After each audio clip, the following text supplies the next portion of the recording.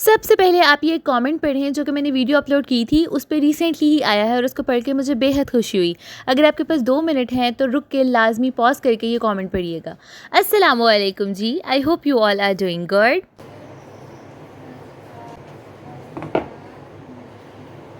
میں اپنی اکثر ویڈیوز میں آپ کے ساتھ زیادہ سے زیادہ استغفار پڑھنے کی فضیلت شیئر کرتی رہتی ہوں، بلکہ میں نے اس پہ ایک بہت ڈیڈیکیٹڈ ویڈیو بھی بنائی تھی، لیکن ابھی ہی ریسنٹلی ایک اتنا ہارٹ ٹچنگ واقعہ ہوا کہ میں نے سوچا میں آپ کے ساتھ شیئر کیے بغیر نہیں رہ سکتی۔ لیکن اس سے پہلے میں آپ کو بتا دوں کہ آج کچن میں میں بنا رہی تھی املی اور آلو بخارے کی چٹنی۔ آج کوکنگ کا اتنا کام نہیں تھا، میں نے لیفٹ اوورز ہی نکال لیے تھے، تو سوچا کہ چلو ذرا یہ چٹنی بنا کے فریز کر لیتی ہوں، بڑی ہی کام آتی ہے۔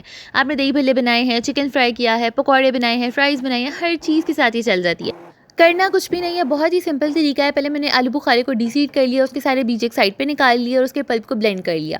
وہ میں نے ایک پین کے اندر ڈالا، اس کے ساتھ ہی املی کا پلپ تھا، اس کو میں نے اچھے سے اسٹین کیا ہے گٹلیاں، تاکہ اسٹینر میں آ جائے اور پلپ اس کا آلو بخارے کے اندر مکس ہو جائے۔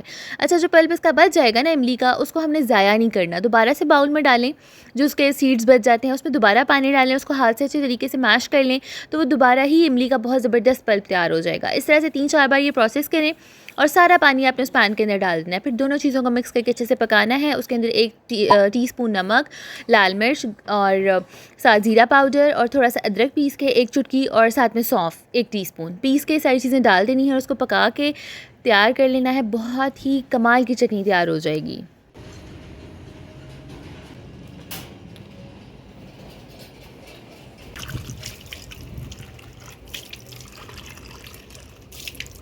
واقعہ کچھ اس طرح ہے کہ میں ڈیلی واک کے لیے جایا کرتی تھی پارک میں۔ تو ایسا ہوتا ہے آپ کسی جگہ پہ روز جا رہے ہو تو وہاں پہ جو اور بھی لوگ آ رہے ہوتے ہیں ان سے ملاقات ہو جاتی ہے، سلام دعا ہو جاتی ہے۔ تو اسی طرح میری وہاں پہ آنٹی سے ہیلو ہائی ہو گئی۔ She was very nice, polite, humble, بہت ہی اچھی اخلاقی خاتون تھی وہ۔ تو روز ان سے بات چیت ہونی، بڑی اچھی فرینکنیس ہو گئی ہماری۔ تو ایک دن مجھے ایسی کرنے لگی، اچھا وہ بات پنجابی میں کرتی تھی کہ پتر میں بڑی پریشان ہوں۔ میں نے کہا آنٹی کیا ہوا ہے، کیا ایشو ہے؟ تو کہتی میری 2-3 دفعہ بیاہ نہیں ہو رہا۔ 2-3 مراد کے وہ اپنی نواسی کی بات کرنی تھی کہ اس کے رشتے کا جو ہے وہ ذرا مسئلہ آ رہا ہے، رشتہ نہیں ہو پا رہا۔ تو اس طرح وہ بڑی کافی اس حوالے سے ڈاؤن بھی ہوئی تھی، بڑی پریشان تھی۔ ماں باپ بڑی کوششاں کر رہے ہیں، میں نے تو لگتا ہے کہ سرے کوئی بندش کرا چڑھی ہے۔ اس طرح ان کے خیالات، میں نے بھی دل میں سوچا کہ بڑے بوڑھوں کے خیالات اس طرح ہو جاتے ہیں، ظاہر ہے آپ ایک چیز کے لیے اتنی کوشش کر رہے ہو تو پھر شیطان دل میں وسوسہ ڈال دیتا ہے۔ تو اسی طرح ان سے 2-3 دن اس حوالے سے بات ہوئی، تو میں نے ایسے ہی ان کو مشورہ دیا۔ میں نے کہا آنٹی آپ استغفار کا ورد کیوں نہیں شروع کر دیتی؟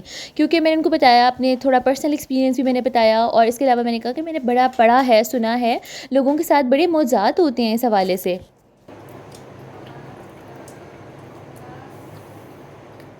اس ٹائم تو انہوں نے میری اس بات کا کوئی خاطر خواہ جواب نہیں دیا، بس کہنے لگیں کہ اسی نماز تے پوری پڑھنے ہیں، سارا کچھ کرنے ہیں، اللہ والے لوگ اسی۔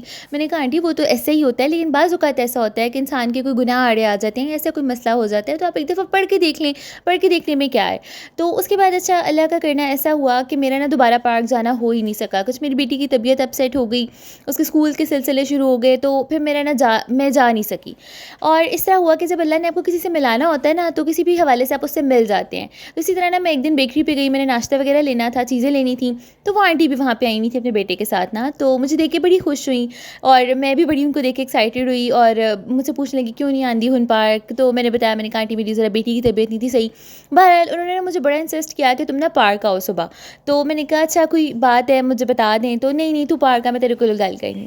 تو میں نے کہا چلیں ٹھیک ہے میں آؤں گی، نہیں میرے سے وعدہ کرو۔ میں نے کہا جی وعدہ ہے، میں آؤں گی انشاءاللہ۔ تو خیر میں نے اگلے دن پھر اپنی روٹین ذرا ٹائم نکالا فٹافٹ، میں نے کہا بس 10 منٹ ہو کے آؤں گی، آنٹی آئی ہوں گی تو بات چیت ہو جائے گی۔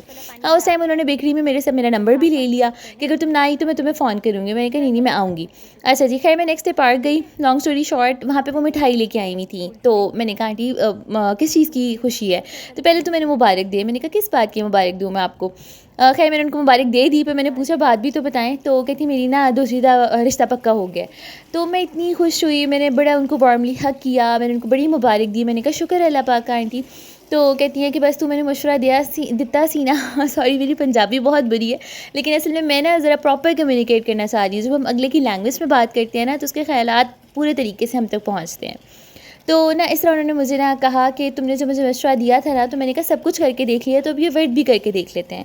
میرے ذہن میں اچانک سے ہوا فلیش کہ ہاں میں نے ان کو استغفار کی بات کی تھی، اور جیسے انہوں نے یہ والا ذکر چھیڑا نا تو میں بڑی ایکسائٹیڈ ہو گئی، بڑی میں نا مزے سے ان کی اسٹوری سننا شروع ہو گئی. میں نے کہا پھر آنٹی بتائیں شروع سے آپ نے کیا کیا. تو کہنے لگیں کہ اسی طرح میں نے نا ہر نماز کے بعد نا پہلے 100 سے 150 سے اس طرح نا شروع کیا، میں ہاتھ میں تسبیح پکڑ لیتی تھی. پھر کہتی ہیں کہ جب آپ ایک نیک کام شروع کرتے ہیں نا تو اللہ پاک اس میں برکت ڈال دیتے ہیں. خیر ساری بات انہوں نے پنجابی میں ہی کی، اور خیر تھوڑی سی بات مجھے ان کی سمجھ بھی نہیں آئی. بہرحال اس طرح سے انہوں نے بتایا کہ پھر میں نے نا بغیر گنتی کے شروع کر دیا، یعنی کہ میں تسبیح چھوڑ دی، اور جب میرا حساب ہوتا تھا میں ٹی وی دیکھ رہی ہوں، موبائل یوز کر رہی ہوں، واک کر رہی ہوں، کھانا بنا رہی ہوں، کہیں پہ بھی میں کچھ بھی کر رہی ہوں نا، تو میں نے ساتھ ساتھ استغفار کا ورد شروع کر دیا.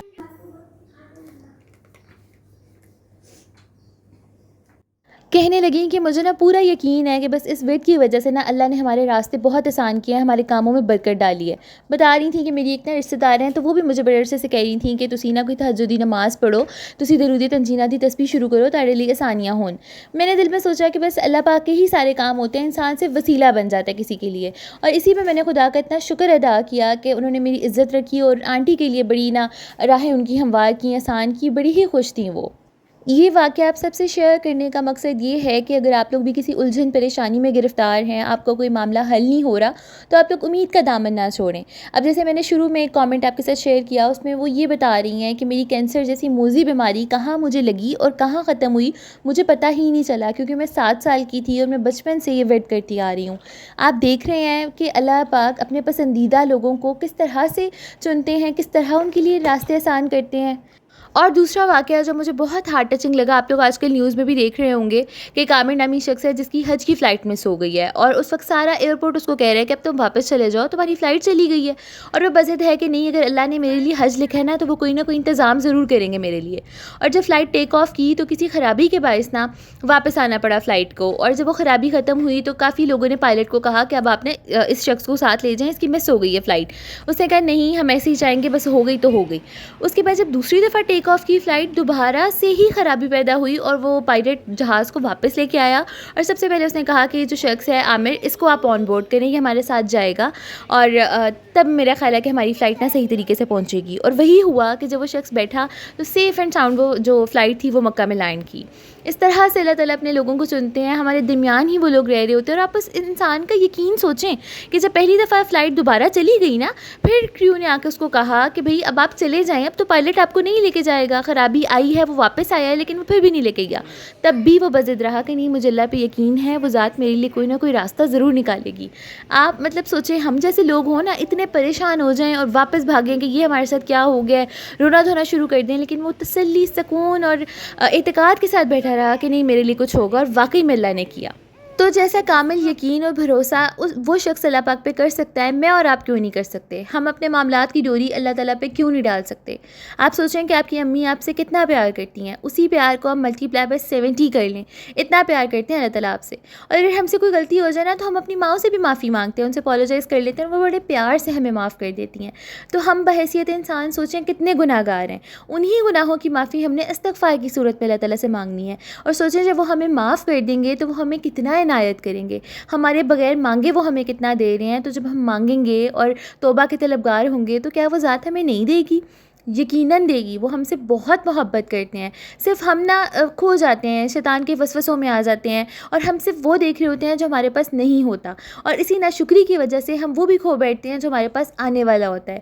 تو صبر رکھیں، تحمل رکھیں. اللہ تعالیٰ خود کہتے ہیں نا کہ میں صبر کرنے والوں کے ساتھ ہوں. اگر آپ آج کسی چیز پہ صبر کر رہی ہیں نا، ٹرسٹ می، یا میرا پرسنل ایکسپیرینس ہے کہ آپ کو اتنا نوازا جائے گا، اتنا دیا جائے گا کہ آپ کہیں گی یا اللہ میرے شکوے ختم، میری شکایتیں ختم. بلکہ کبھی کوئی ذہن میں برا خیال آئے گا نا، کوئی شکایت آئے گی، تو آپ خود شرمندہ ہو جائیں گی کہ یا اللہ آپ نے تو مجھے اتنا نوازا ہے، میرا تو شکایت کرنا بنتا ہی نہیں ہے.